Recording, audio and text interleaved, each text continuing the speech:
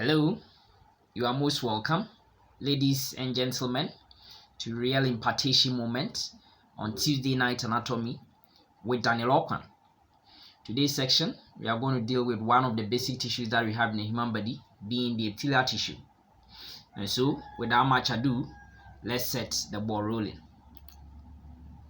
Now, get to know that, yes, if you talk about tissue is made up of similar cells. We talk about similar cells. We are talking about the similarity in terms of structure and function, which of course will come together to perform a particular function. Now, contrary to a tissue, an organ will be made up of different tissues. So, if you qualify to be an organ, just such as like my lip, then I'm supposed to have two different tissues at least in there. So these tissues that we are talking about, generally in the human body, we have four basic or primary ones. Yes, these are the epithelial tissue, which we are going to look at today, connective tissue, muscle tissue, and of course, nervous tissue or the nerve tissue. So this is what we are going to look at. So if you look at it, yes, this is how generally, yes, the epithelial tissue will be looking like. Yes, little or no intercellular space at all. Yes, showing high cellularity. You see these things. And then this is connective tissue, which will have some kind of ground substance, some kind of fibers forming what we call extracellular matrix, and of course the cells will also be there. Then we go to the muscle tissue, yes, having the ability to contract and relax, yes, having those kind of various kinds, which we will see later. Yes, skeletal muscle fibers, yes, smooth muscle, and of course, cardiac muscle fibers. And of course, we also have the nervous tissue, which are that kind of excitable cells, helping in the transmission of impulses, from one part of the body to another. So we look at all those ones, with the major cell type being the neuron, with that kind of supporting cells being of course the neuroglia. So today we want to look at actually all these things that we are going to look at. So in terms of development, yes, if you look at, for instance, the muscle tissue, it will actually develop from what we call mesoderm of the embryo. If you look at connective tissue, likewise will be coming from mesoderm. If you look at nervous tissue, it will be coming from ectoderm. Okay, but if you talk about epithelial tissue, yeah, it will be coming from all the three germ layers, all the trilaminar layers of the embryo, yes, namely ectoderm, mesoderm, and of course endoderm. So for instance, if you look at the skin will have epidermis. That epidermis is coming from ectoderm. Yes, if you look at the ventral body cavities, they will have a lining, serosa, the serous membrane, by way of mesothelium. Yes, it will be coming from mesoderm. You have some squamous epithelium. Yes, the tunica interna or tunica intima or blood vessels will have this kind of epithelial lining. Okay, simple squamous epithelial lining form what we call the endothelium. That is actually coming from the endoderm. Okay, so embryonically, yes, epithelial lining will be coming from all these three germ layers. Okay, so that is what we have to know. Now, one thing is that, yes, although it is coming from all these three germ layers, what happens is that some of them will be formed what we call lining epithelium, or just line surfaces. Others will grow towards where we have connective tissue to form what we call glands. So epithelium, we are going to have two main kinds. Yes, the lining or the covering epithelium, okay, or those ones which are formed membranes, okay, and then we have those ones which are going to give rise to glands. And those glands, although they will grow and get into connective tissue, their origin is actually epithelial. Okay, so that's what we have to know. Yeah, so that's what I'm talking about. So epithelial tissue, we are going to have two kinds: the lining epithelial tissue, okay, which line the surfaces, and then you have those ones. Now sometimes the epithelial tissue will localize, okay, the cells will localize, proliferate, and begin to grow downwards towards, now beneath every epithelial lining. So this is the epithelial lining. There will be what we call a connective tissue, okay, to provide with some nourishment. You get to know that. So because we are having this epithelial lining, okay, there will be a connective tissue under it, and we are saying that locally some of the cells will proliferate, and of course they begin to grow downwards towards where the connective tissue is. So that at the end of the day, yes, you get that portion which went into the connective tissue. Yes, we're going to have a secretory portion which will make some product. Okay, they are those ones which are going to form glands. Now, if there is still a link between that secretory portion distally, and of course the proximal aspect being by way of duct with the surface epithelium, so that the product that the secretory portion of this gland which will make will get secreted onto the surface epithelium, then we say yes, this kind of gland is exocrine gland or duct endowed gland. So it means that yes, for duct and endowed gland, yes, we are going to have yes a duct system. It's going to have a secretory unit, and we are going to have, of course, the connective tissue component as well. Okay, so that there's still a link between the gland and the surface epithelium by way of duct. Meanwhile, yes, there could also be that same downward growth, but this time around, yes, I mean, there's not going to be any link between, of course, the secretory units, okay, which will be distal, and of course the surface epithelium. Okay, there's no link. So we are saying that the stalk or that connected link degenerates, so that we form this kind of gland being the endocrine gland or a ductless gland. And because it's going to be ductless, it's not going to have that channel to convey it product to the surface epithelium. Therefore, it begins to, there's something going to happen over there which we call angiogenesis. Several blood vessels will form around it, so that the products that the, of course, secretory unit will make will get into the the blood vessels, into the blood, of course, via, of course, diffusion. So these things, yes, we'll look at that one later, but today we want to look at the lining or, of course, the covering epithelium, line or the covering epithelium. So there we are. As I was saying, if you take the epithelial tissue or the epithelium, yes, you have two main functions that is going to play. One of them is going to help cover surfaces, it's going to line surfaces, okay, or it's going to form membranes of these surfaces, and then the other one is going to form glands, and that's the glandular epithelium we are talking about, being either exocrine gland or endocrine gland. Now, even when you take the surface epithelium, those ones which are going to line the surfaces, yes, they could be simple or they could be, stratified, or you can say compound. Yes, you will see those ones. If it's single, then there's a single layer. If stratified, then it's multi-layered. We will see these ones pretty soon. So having seen, yes, this kind of epithelial tissue, we've seen that it's coming from all the three germ layers by way of, yes, mesoderm, endoderm, and of course ectoderm. Then we've also seen that they either line or form, glands. Then what are the general characteristics? Yes, what are these peculiar features that we find regarding this kind of epithelial tissue? So one of them is that there is little or no intercellular space. So in between the cells, yes, the cells are closely packed. Okay, say that there is sparse or no, intercellular space. So that's one key thing. Then the other one is that yes, they show what we call polarity, and I will explain the polarity by way of showing polarity in that yes, beneath every epithelium we said there will be a connective tissue. Now in between them will be something we call basement membrane connecting them. Now because the basal portion of the epithelium will rest on the basement membrane, that portion which rests on the basement membrane is the basal surface, and that is that surface which is glued, and that one is not free. But apically, at the superior aspect, that portion which is not in contact with the basement membrane is free. So you have two main surfaces or two main pools. You have a free apical surface and of course a glued or that portion which is not free, which is attached to, of course, the basement membrane. Okay. Now the other characteristic feature that we find about epithelial tissue is that yes, it's going to be avascular. Now epithelial tissues do not have blood vessels. If they do not have blood vessels, then of course that is why beneath every epithelial tissue there should be an underlying connective tissue, because connective tissues generally are endowed with blood vessels, so that through diffusion across, of course, the basement membrane, yes, the epithelial cells will also get that kind of nourishment. And that is why it is surprising that epithelial tissues have high regeneration capacity. Okay, their high regeneration capacity for me is quite surprising, because in itself it is avascular, but at the end of the day, because of course that small diffusion of nutrient nourishment getting in there via, of course, the basement membrane, is still able to go through high regeneration ability. Okay, so please let's get to understand this. Now although it is avascular, yes, it is actually innervated. And usually I use this one to explain that, for instance, if you take the lip, okay, the lip is having nerves. Why? Because of course if you are taking a hot tea in, let's say, a mug, what happens is that yes, if it touches your lip, what happens is that you can actually feel or sense that yes, it is hot or cold. Okay, so you can see that because this having innervation. Okay, just that if I cut through, for instance, the skin, let's say the epidermis, and no blood comes out, then I know that I was only at the level of epidermis alone, because the epidermis is the epithelial tissue of the skin.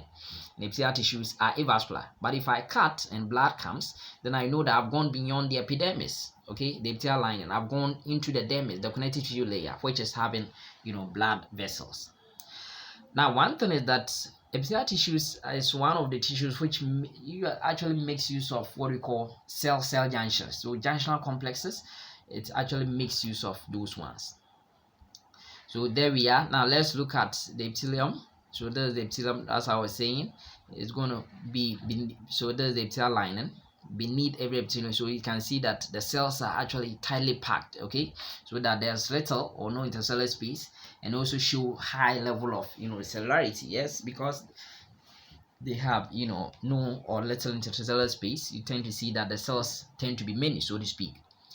Then we said that beneath every epithelial tissue there should be an underlying connective tissue, and that connective tissue is having blood vessels, it's vascular, so that through diffusion across this basement membrane between them, yes, these cells in the epithelium will get nourishment. Okay, so between the epithelium and the connective tissue there is a non-cellular layer, so there's no cell over there, non-cellular layer, actually rich in collagen type 4 and other proteins like laminin and what have you. Yes, this area is what we call the basement membrane. Now basement membrane will have equal contribution coming from, of course, the epithelial lining, of course, the connective tissue beneath it. And this epithelial lining, okay, connective tissue, the epithelial component of the basement membrane is what we call the basal lamina. So it's actually the basal lamina that the epithelial tissue will have direct contact with. Then, of course, that contribution coming from the connective tissue is coming from what we call the reticular lamina. Okay, so please let's actually get these ones.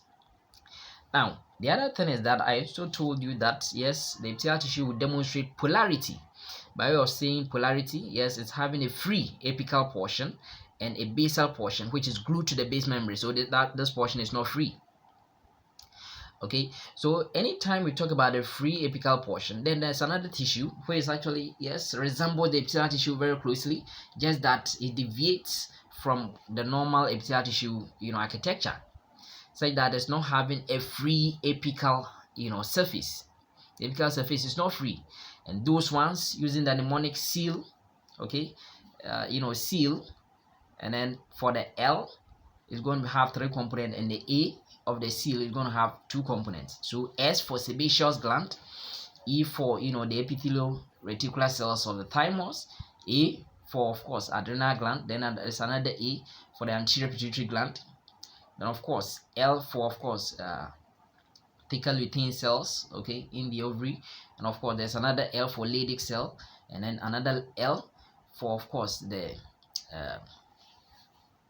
the Langerhans cells, islet of Langerhans of the pancreas. So those ones are actually epithelioid tissues. So if I have to mention epithelial tissues, you should be able to see these ones.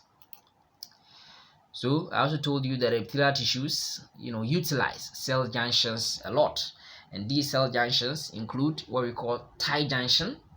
So for tight junction, we also call it zona occludens, and you can see some of the proteins over there. Yeah, occludin, clotting proteins. These ones are some examples, and junctional adhesion proteins.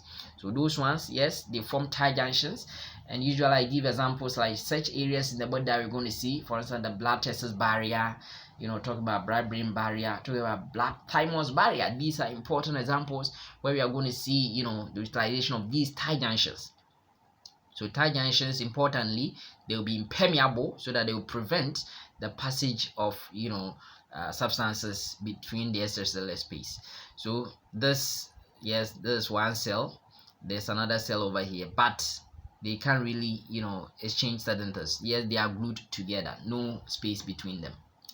Now, contrary to tight junctions is this junction which we call gap junction, otherwise known as communication junction. Yes, so that of course there could be that kind of communication by way of some ions or small molecules leaving one cell to the other. Okay, that is what we call gap junctions. Okay, so that is one. Then of course So you can see that with gap junction, the transmembrane protein over there is going to be connexon. Now it is XON. Now if you take one connexon, it is having 6 connexons. That is the spelling. Okay, so CONNEXINS. 6 connexons. These ones will form a single connexon. That's the channel through which, of course, the ions and other small molecules could be exchanged. Then we also have the other one known as anchoring junction. Now, anchoring junctions will include what we call adherence junctions, desmosomes, and of course hemidesmosomes. So, for instance, if you take desmosomes, the key transmembrane protein over there is what we call cadherin. Okay, so cadherin is, of course, the transmembrane protein over there. Now, if it is integrin, which of course, morphologically they appear the same, just that the protein is integrin in the case of hemidesmosome. Then of course for anchoring, yes, you can see some example cadherin, or even sometimes it could be integrin itself. So for instance, if we take this desmosome, what happens that they bind these kind of nearby cells and they help in forming what we call an internal tension reducing network of fibers. Okay, now remember that all these junctional cell complexes will be basolaterally placed. Please get to know that. So there we are. Now, by way of classification of epithelial tissue, we classify epithelial tissues based on number of layers of cells. Now, this is the non-cellular basement membrane over here. Now, this is a non-cellular basement membrane. How many cell layers do we have? Now, this one, there's a single layer of cell.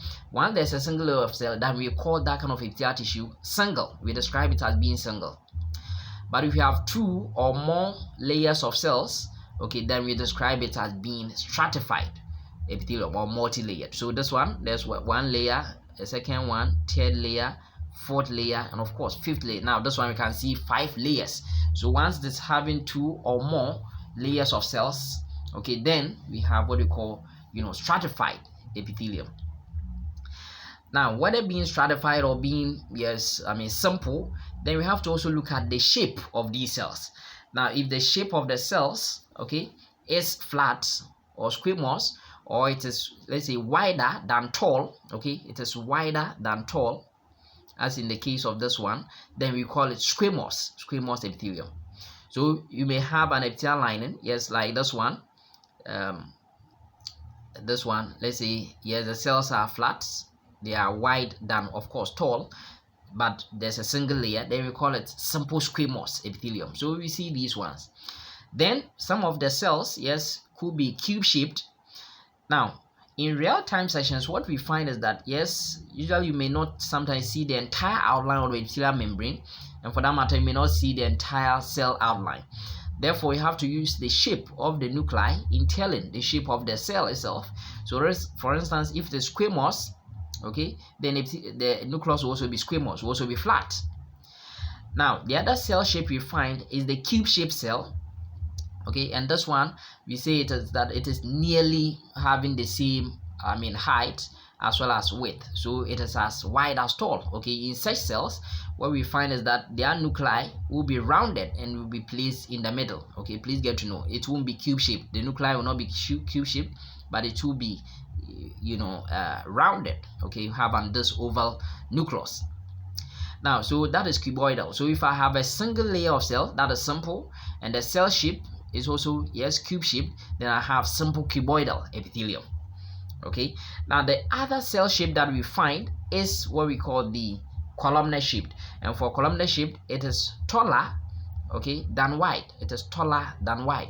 In such case, that is the columnar. But with that one, the nucleus also is columnar shaped, but the nucleus is more closer to the basal portion than toward the apical portion. So like these ones that you see over here, the nucleus, yeah, there's the entire cell, but the nucleus is more closer to the base than to the apical surface. In such a case, we call it simple, okay, we call it columnar epithelium. But look at it, it's just a single layer of cell, and therefore we call it simple columnar epithelium. Now, the other classification, yes, is the point that, yes, if there's simple epithelium, yes, by way of looking at the cell shape, you can tell the epithelial line, simple cuboidal, simple columnar, simple squamous. But what if it is stratified? If it is stratified, usually we have different layers of different cells, but you always look at the shape of the most apical cell layer to give you the nomenclature. So for instance, this one, yes, cuboidal, yes, there will be other polyhedral cells, different shape cells, but at the end of the day, at the apical portion, we are seeing squamous cells over there. And therefore, yes, because we are seeing several layers of cells, it is stratified. But the most apical cell layers, yes, is showing squamous characteristics, and therefore we will call it stratified squamous epithelium. Stratified squamous epithelium. If the most apical cell layers, yes, it is cube shaped, then becomes stratified, cuboidal epithelium. If the most apical cell layers is, going to be, columnar shape, then we call it stratified columnar epithelium. So please, let's get to know these kind of dynamics. I'll show you another one which we call a pseudostratified columnar. That one is a simple type of epithelium, but we tend to see that, yes, I'll show you those ones. We tend to see that, yes, all of them, those cells will, have contact with the basement membrane, but not all of them will reach the same apical level, and that's why it gives that kind of false stratification. We see that one. So by way of summary of whatever we've talked about, yes, if the simple epithelium, then there's a single layer, okay, sitting on a non-cellular basement membrane, okay. So that's what we are going to have. Then the other one, if it is stratified, then we have more than one cell layer, okay, more than one cell layer. That means stratified. Then you just use the shape of the cells apically, okay, the apical most cell shape to tell whether it's a stratified squamous or stratified cuboidal or stratified columnar epithelium. Now, if it is pseudo-stratified, that pseudo has to do with false. Now, what happens is that, yes, look at these ones. And with pseudostratified epithelium, we find it only in columnar shaped cells. Columnar cells. It's actually a simple type. What do you see? You see that these cells, now look at this cell, it is touching the basement, and this cell is also touching it. All the cells touch the basement membrane. But not all the cells reach the same apical level. So for instance, this cell, particular cell, yes, reaches just about halfway of this particular cell. So this one is able to reach, but this one doesn't get to the most apical cell layer of the cell. So please, these are the things that we have to know regarding these ones. Now generally, please get to know that we will see the functions at the later aspects of this presentation, the functions of epithelial tissue. But what you should know is that if the epithelial tissue becomes stratified, then usually it's going to confer some kind of protection to, of course, the structure that it is, covering the surface. Now, one other thing too that we find is that, yes, epithelial tissues, apart from, yes, being simple or being, stratified, or having the cell shape being squamous or columnar or cuboidal, there are some important things that we find. Okay, we call them cell surface modifications, or what we call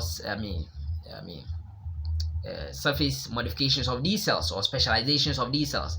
If those specializations are there, they are going to confer a particular function, okay, to the cell. Now, these cell surface specializations are found only on simple epithelia, and therefore we include pseudostratified columnar epithelium, because pseudostratified columnar epithelium is also a simple type of epithelium. So now there we are. This is, let's say, this is one of those surface epithelium surface modification. We call it cilia. So cilia, we find it in either simple cuboidal or simple columnar or pseudostratified columnar epithelium. We find cilia over there, okay, and that one is going to be an apical modification. You find it only on the apical aspect, not at the lateral aspect or the base of it, apically. Okay, so these ones, if there is cilia, now cilia is going to help perform some kind of movement to transport some materials. So we see those ones. Okay, now the other one that we find is what we call microvilli.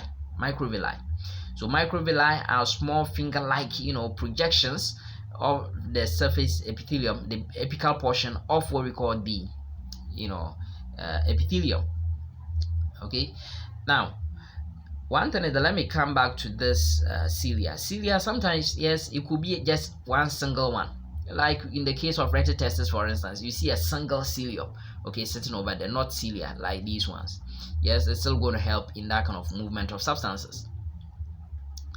Now for microvilli, yes, apical modification of the cell membrane, yes, of the cell, yes, you will see it in simple cuboidal as well of course, simple columnar epithelium. You see But these ones, you are not going to see them in simple squamous. Although we are saying that we are going to see them in simple epithelium, we are not going to see them in simple squamous epithelium.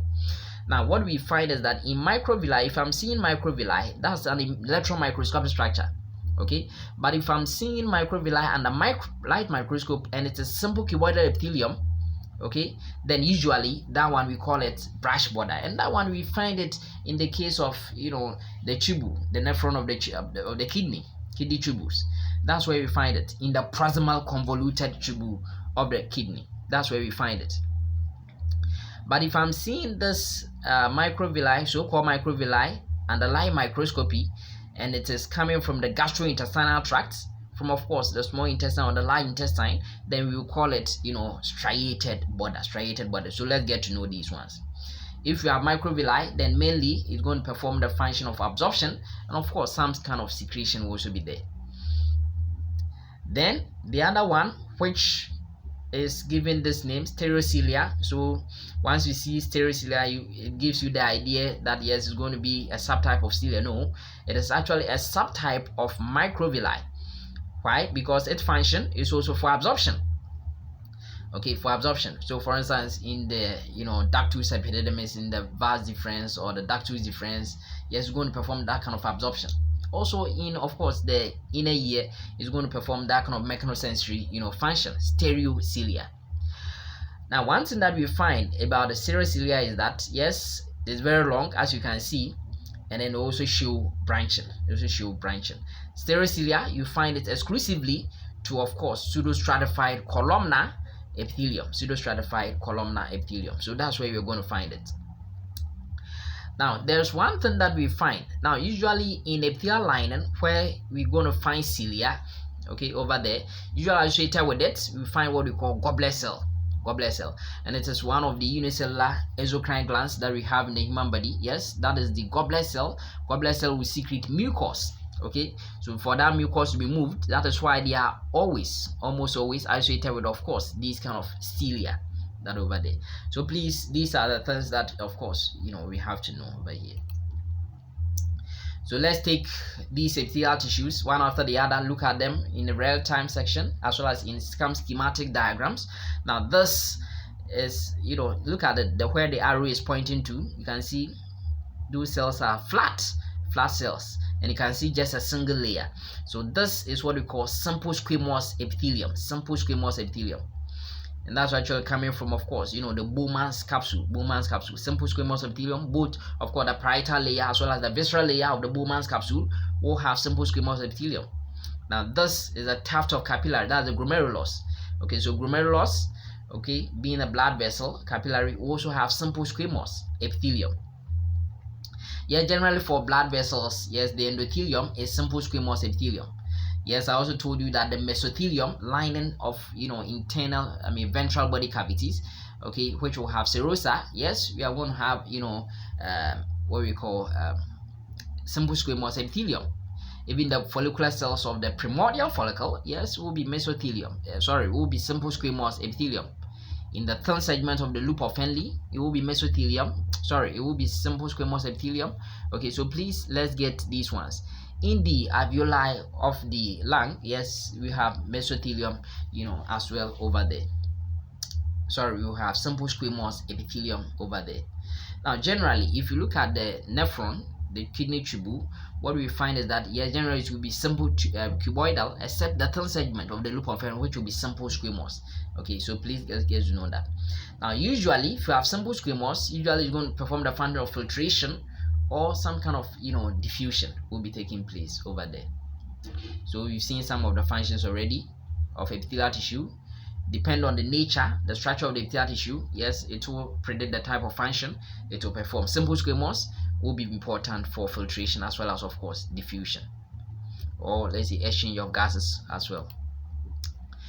Now, opposite to simple squamous, so we saw those flat cells. Now we can see that yes, this one is not simple epithelium because you can see several layers of cells, so it means it's stratified. So if it's stratified, we look at the most apical cell layer. Okay, so the most apical cell layer, we see that we can see those flat cells over there, and therefore this is going to be stratified squamous epithelium. Now for stratified squamous epithelium, we have to qualify it. Is there keratin or there's no keratin. So if there is keratin, you see a non-cellular layer apical to where these superficial, squamous cells will be. But this one you don't see that. So this is stratified squamous non-keratinized epithelium. Now stratified squamous non-keratinized epithelium, we find them in wet surfaces where there will be the need for protection. Now I told you that yes, whenever the epithelial lining is stratified, then then there should be some kind of protection by way of function of that kind of epithelium. So this epithelial lining will be very important in protection. Okay, so for instance, areas like the mouth, talk about the esophagus, talk about the oropharynx, talk about the anal canal, talk about the vagina, talk about the ectocervix. Okay, these areas, okay, will have what they call this kind of stratified squamous non-keratinized epithelium. Now, because stratified squamous non-keratinized epithelium closely resembles another type of epithelium, which I'll be showing you, one key thing, sometimes in real-time section we fail to see the most apical cell layers, and therefore there should be other clues to help you know these ones. So look at this. Now we said beneath every epithelial line there should be a connective tissue over there. Okay, so let's look at this. Now you see the connective tissue is relatively lightly stained compared to the epithelial lining. Please get to know these ones. So you get to know that yes, the epithelium will be dipping into the connective tissue. Look at this. Look at that. So epithelium dipping into connective tissue. Those dippings are what we call epithelial pecs. Similarly, the connective tissue will be moving into the epithelium. Okay, and that is what we call connective tissue papillae. Okay, the movement of these connective tissue into the epithelial lining is connective tissue papillae, while the epithelium dipping into these connective tissue areas is what we call epithelial pecs or epithelial ridges. So once you see this one, it is characteristic to stratified squamous epithelium, whether keratinized or non-keratinized. So there we are. I wanted to show you this. Now this is also a stratified kind of epithelium because having several layers of cells. But this time around, yes, we look at the most apical cell layers, we find some kind of dome-shaped cells, which sometimes they become flattened. So sometimes they give the idea that yes, it could be stratified squamous non-keratinized epithelium because there's no keratin apical to it. This time around, this is what we call, transitional epithelium, because the most apical cell layers, which we are calling them umbrella cells, sometimes may assume some kind of cuboidal shape, sometimes may assume kind of squamous shape, depending on whether it is straight. If it is straight, for instance, it will be squamous. But if it is relaxed, yeah, the dome shapes, which may appear like cuboidal, is what we are going to see. So please get to know these ones. This one is what we call transitional epithelium. That one does not present with what we call the connective tissue papillae and of course the epithelial pecs. And that is the distinction we are going to use so that you don't confuse it with stratified squamous epithelium. So this one, those apical most cells are the umbrella cells and these are the basal cells.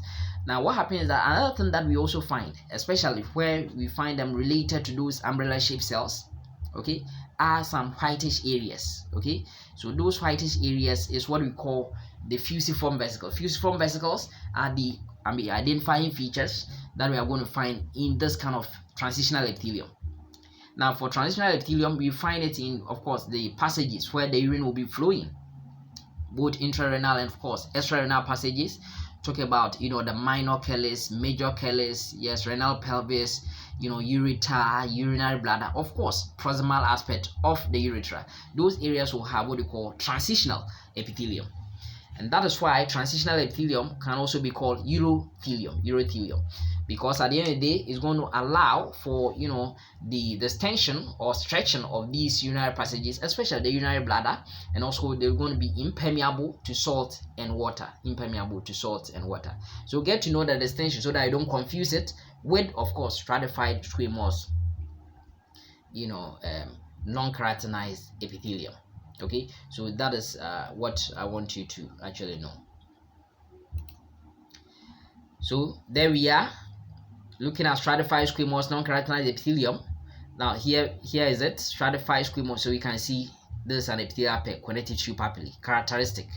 Okay, but what happens is that this is the non-keratinized epithelium, but even in the oral cavity, now because we have some cells, we call them keratinocytes. Yes, these cells will be making some kind of keratin, and that keratin will fill, the cells and try and kill these cells, so that we have apically a non-cellular layer of keratin.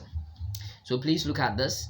This one, yes, it has started, forming some kind of keratin over here. So there are some keratin over here. So you can see this area, the color, the staining pattern has changed from this area. So keratin has began forming over here.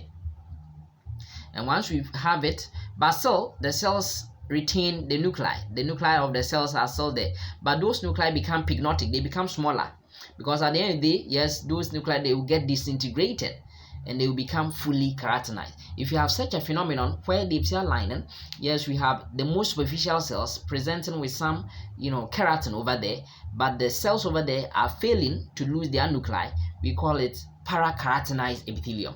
So para-keratinized epithelium, we find it exclusive to stratified squamous epithelium. So this epithelial lining is going to be stratified squamous para-keratinized. Stratified squamous para-keratinized epithelium. And we find this para-keratinized epithelium in some oral structures, talking about, the gingiva, that's a gum, talking about, the filiform papillae. Filiform papillae may sometimes, yes, even become autokeratinized, we become the correct keratinization that we talk about. Okay, even sometimes in the vagina, if there is too much, sexual intercourse taking place over there, it could be para-keratinized. And then later, it will get to become what we call keratinized, where, yes, the most superficial cells, we don't see that they are nuclei, because everything has become pygnotic, the nuclei has disintegrated, so it becomes auto-keratinized. So this stratified squamous keratinized. And we find it associated with the skin, talk about thin skin, thick skin, talk about the palm, talk about the lip, external surface of the lip, yes, talk about the external surface of the cheek. Yes, these areas, talk about the palm, talk about the sole of the foot. All these areas will have what we call stratified squamous, keratinized. And I told you that even the filiform papillae, yes, from para-keratinization will become, of course, auto-keratinized. So these are the things that we have to know. So get to know that still, whether it is auto-keratinized, non-keratinized, or whether it is para-keratinized or auto-keratinized, we are going to find what these things that we call epithelial pecs, and of course connective tissue papillae. So by way of giving you some kind of distinction between simple squamous epithelium and stratified squamous epithelium, and of course this idea you can transfer it to any other, whether it's simple cuboidal or simple columnar. So let's look at that one. So what we find over here is that we have, yes, in simple squamous epithelium, the tissue formed from, yes, one layer of squamous cells that line the surface, yes. Then in stratified, the tissue formed from, of course, several layers, okay, resting on the basement membrane, with the superficial layers being squamous, right? So in simple squamous, all the cells will be squamous, but in stratified squamous, only the superficial cell layers will be squamous. Then again, in, of course, simple squamous, yes, composed of a single layer. We know stratified, several layers, multi-layered. In simple squamous, yes, all the cells will be, squamous, and all of them will rest on the basement membrane. But in stratified squamous, only the basal layer of cells will rest on the basement membrane. Okay, so that's what we see, and we've seen the areas that we are going to see. Yes, areas like, of course, alveoli, talk about alveoli of the lungs, talk about the endocardium, the innermost layer, its lining, talk about, of course, blood vessels, lymphatic vessels, they are both endothelium. Okay, and then talk about, yes, the mouth, the esophagus, vagina, and the stratified. Okay, and I told you that if it's a stratified squamous, it's going to perform the function of protection. Okay, now if it is even keratinized, then it's going to confer more protection. Please get to know, if the stratified squamous non-keratinized is going to protect, but when it becomes keratinized, then more protection is needed. I told you that simple squamous will be important in diffusion, of course, infiltration. Then, of course, as we've said, high degree of protection in stratified squamous than in simple squamous. So now let's go to simple cuboidal epithelium. So in simple cuboidal epithelium, what do we see? Now we see that, yes, this one, look at the nuclei. The nuclei are, rounded or oval in shape, and that shows that, yes, we are looking at simple cuboidal epithelium. Now this one, we are seeing it in the convoluted tubule, yes, both proximal and distal convoluted tubules of the kidney. both straight, thick ascending, of course, thick descending limbs of the loop of Henle. We'll have simple cuboidal epithelium. Yes, talk about the follicular cells of what we call the primary unilaminar. We'll have simple unilaminar follicle right in the ovary. We'll have what we call simple cuboidal epithelium. On the surface of the ovary, we'll have simple cuboidal epithelium, and that is what they call germinal epithelium of the ovary. It's actually a misnomer, because at the end of the day it does not give rise to, of course, the functional gametes of the female, the secondary oocyte. It doesn't give rise to those ones, and therefore it is actually a misnomer to call the surface epithelium of the ovary. Okay, so the surface epithelium of the ovary is supposed to be the mesothelium. It's supposed to be simple cuboidal epithelium. It does not give rise to, of course, the the ovum, and therefore we cannot call it what we call the oocyte. It does not give rise to the primary or the secondary oocyte, and therefore we can't call it germinal epithelium, although we call it germinal epithelium. Please get to know that. So these are some areas that we're gonna have simple cuboidal epithelium. Now, in some smaller ducts, you may have that kind of simple cuboidal epithelium over there. Okay, smaller ducts of, let's say, the pancreas, the major and minor salivary glands. Yes, these ones we are going to see them over there. But what happens is that these things, if we have simple cuboidal epithelium, then importantly, it will be very relevant as far as secretion and, of course, absorption will be concerned. Then, of course, if you've seen simple cuboidal, the next one, you can see there's one layer, there's another layer, usually 2, maximum 3 layers. Stratified cuboidal epithelium. Stratified cuboidal epithelium. That's what we've seen.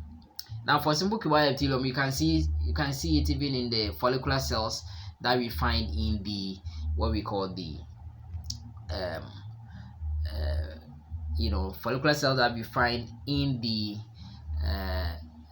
the thyroid gland, for instance. Yes, it's going to have simple cuboidal epithelium. Now, for stratified cuboidal epithelium, we are going to find it in areas where there's some kind of need for protection, because I showed you stratified has to do with some protection. In sweat, the duct of sweat glands, the larger ducts, talk about those glands, the major salivary gland, talk about the mammary gland, all those ducts, yes, will present with some simple cuboidal. So there we are. From simple cuboidal, of course, stratified cuboidal, we go to what we call stratified columnar. Simple columnar epithelium. So we can see these are the simple columnar epithelial tissue that we find. Okay, and we find these ones. Now these ones are without goblet cells, so we have to indicate whether there is goblet cell or there's no goblet cell. We have to indicate that one. So this one, we don't have that unicellular cell that I show you, the goblet cell. Okay, so but what we saw that yes, the nuclei will be columnar shaped, but they will be closer to the basal aspect than towards the apical portion. So this is a simple cuboidal columnar epithelium. We find this in the stomach. Even not only the stomach, yes, we find it also in the the gallbladder, for instance. Yes, we find all these things there. But what we see in the stomach, you see that yes, we know that the stomach will secrete something like mucus. So where is that mucus coming from? Although it's not having goblet cell. Goblet cell is a specialized, exocrine cell, unicellular cell for secreting mucus. Stomach is not having goblet cell. And this one, if you stain it with PAS, you tend to see this area. Now, this is the pale staining area over here, apical to the nuclei, represent the mucinous substance. Okay, over here, the mucinous substance. And it means that the surface epithelium, so the mucous surface cells, the mucous neck cells of what we call the stomach, will be secreting what we call mucus. And that is why we tend to call the surface epithelial line of the stomach as a secretory sheet. So it could be a gland because it's making a lot of mucus, although it's not having goblet cells. So please get to know that.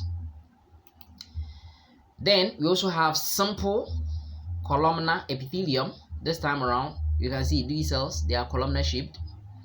But this time around, you can see these pale staining cells within the epithelium, and they represent what you call the goblet cells. Now, the goblet cells are specialized for secreting mucus. Okay, so these are the things. So yes, this finger-like thing, that's the villi. These are the villi actually. So once you are seeing these kind of goblet cells over there, that is simple columnar epithelium with goblet cells. And we see these ones in the, of course, the small intestine. Talk about duodenum, jejunum, ileum. Talk about the large intestine, including the rectum. Yes, all of them, yeah, colon, cecum, appendix, they will all have what we call simple columnar epithelium with goblet cells. Okay, so that is what we are going to see. Then we also have, now what we saw in the case of the stomach, simple columnar epithelium was non-ciliated, was also without goblet cells, okay, and was also without, brush border or striated border. But what we find over here in, of course, something like, the uterine tube, for instance, talk about some portion of the uterus, talk about some portion of the bronchus, okay, they will be very important in moving substances. They will have simple columnar epithelium, okay, simple columnar epithelium, this time around with cilia. So you can see some hair-like projections over here, that's cilia, okay. So please get to know these ones. Now, so as I indicated, for simple columnar epithelium without goblet cells, it could be ciliated or non-ciliated. Okay, if there's non-ciliated, we saw some in the case of the stomach, and then of course in the case of the gallbladder, if it is ciliated in the uterine tube, in some portion of course, the uterus, even in the bronchus, we may find these ones over there. So this is one. So this one, you can see there is, that kind of cilia over there. So it means that if there is cilia, then it's mainly going to perform the function of, moving substances, movement of substances. So these are some areas. Yes, non-ciliated type, you find it in, of course, digestive tract, mainly the stomach. Okay, the stomach, and then of course in the gallbladder, then in some excretory duct of some duct, no problem. Then the ciliated ones, yes, we are going to find it some portion in the bronchi, uterine tube, yes, in some portion of the uterus. That's where we are going to find these ones. Then we've seen the simple type. So all those we've seen is a simple epithelium. Then we go to the stratified columnar epithelium. So stratified, so you can see there's one layer, there's another layer, that's stratified, and beneath that we have the connective tissue. Stratified columnar epithelium. Now I told you that if it's stratified, we are not going to see any goblet cell, we are not going to see any surface modification, okay, by way of cilia or stereocilia or microvilli. So these ones, stratified columnar, that one, just like stratified cuboidal, it will have some protective function, although it may be doing some secretion. You find it in the male urethra, yes, around the area where we have what we call the membranous urethra leading to the proximal aspect of what we call the penile urethra. You have these ones over there, stratified columnar. You may have it in the beyond the anorectal junction, yes, in the anal canal over there, around that area. You have that one over there. Okay, in ducts, larger ducts, we are going to find it over there, even in the conjunctiva. Okay, we are going to see these ones in some portion of what we call the pharynx. We see stratified columnar epithelium. Now, whatever we've seen about the columnar cell, we've seen the columnar, simple columnar, we've seen stratified columnar. Now, what we find over here is that we also have, pseudo-stratified columnar. I told that the pseudo-stratified columnar, we find it exclusive to, of course, the, columnar epithelium. Now, what do we see? Apically, we see some hair-like projections. Those represent what we call cilia. I told that cilia, we don't find with stratified epithelium. So anything we see it to be stratified, appear stratified, those things are not stratified. Okay, those ones are actually pseudo-stratified columnar epithelium. Okay, I told you that all of them will reach the basal lamina, but not all of them are able to reach the most apical surface, giving that kind of false stratification. So their nuclei will be placed at different levels, giving that kind of false stratification. So this is stratified, pseudo-stratified columnar epithelium. Okay, this time around, yes, it's also going to have this unicellular cells known as goblet cells. So pseudo-stratified ciliated columnar epithelium with goblet cells. Okay, and that is what we usually find it in the respiratory passages, and that's why we call it the respiratory epithelium. Talk about the nasal cavity, talk about the nasopharynx, talk about the lining of course the tubal tonsil, of course pharyngeal tonsils. Yes, talk about the trachea, talk about some portions of the bronchi. Yes, all these ones will have what we call the respiratory epithelium, being pseudo-stratified, yes, ciliated epithelium, okay, ciliated columnar epithelium with goblet cells. So that is what we are going to see. If we are seeing this one, then it's of course yes, goblet cells will secrete mucus, so that mucus will have to be moved with the help of the cilia. Now, another one which is also closely related to, of course, the respiratory epithelium is what we call olfactory epithelium. Having pseudostratified columnar epithelium, there is cilia, but in addition, we also have some kind of microvilli over there, so that of course it can help in that kind of olfaction over there, doing some kind of secretion. Okay, so please get to know these ones. Now, another one that we find, yes, is also pseudostratified, yes, because we can see some surface modification over there, and there appear to be several layers, but there's a single layer. It is just giving us a false stratification. Okay, that is what we call pseudostratified. Now you can see these long branching projections over here. Those things represent stereocilia for absorption. And I told you that we are going to find it in the case. So if you see such an epithelial lining, you find it in, of course, the ductus epididymis, the ductus deferens or the vas deferens, as well as, of course, inner ear by of the cochlear, helping in that kind of mechanoreception over there. But in, of course, the ductus epididymis, of course, vas deferens is going to perform the function of, absorption, because just like, the microvilli that we see. So just doing some kind of comparison between cilia. Yes, cilia, they are relatively shorter.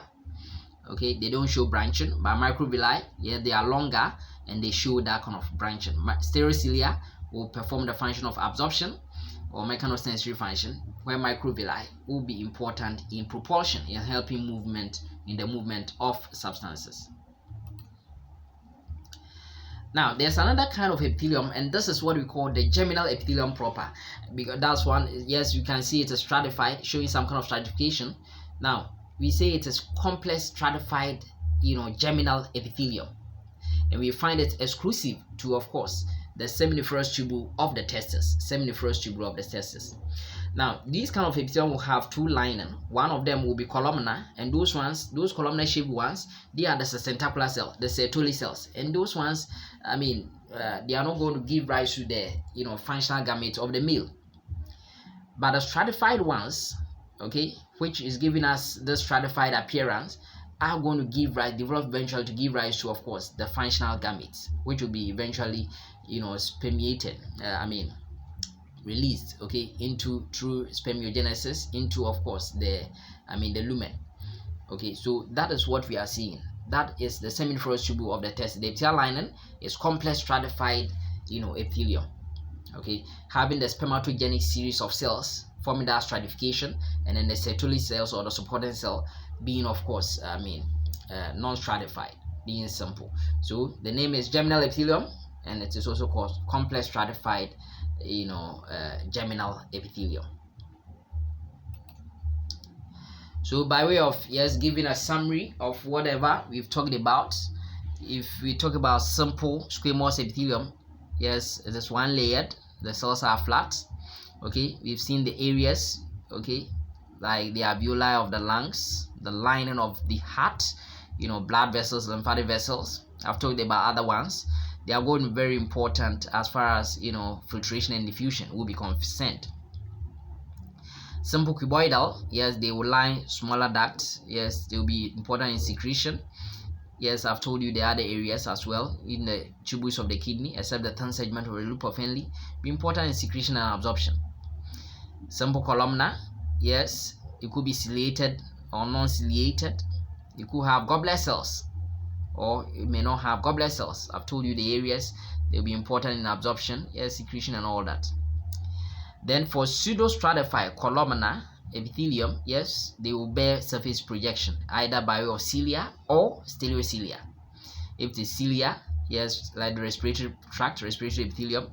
If it's stereocilia, like the ductus deferens or the vas deferens or the ductus epididymis, of course the inner ear, very important. Then if it's ciliated, going to move, because it will also be associated with goblet cells to secrete and move. Then of course if it is non-ciliated, if it is going to be stereocilia, then for absorption. Then stratified squamous epithelium, which is non-keratinized, wet surfaces, these areas, and to be protection. If it is keratinized, then of course it is even going to confer more protection, like the skin. Then stratified cuboidal, yes, larger ducts, stratified columnar, larger ducts. Okay, very important, these areas, and to be protection and of course secretion. Then transitional epithelium, which is also known as urothelium, we've seen that one. Yes, it's going to be line the urinary passages, both intrarenal and extrarenal passages. They will allow for distension. They will be impermeable to salt and water. Ladies and gentlemen, I hope you find this tutorial helpful. Yes, we will go to that of the glands in our future videos, so use it as an important revision for yourself, and may God richly bless you.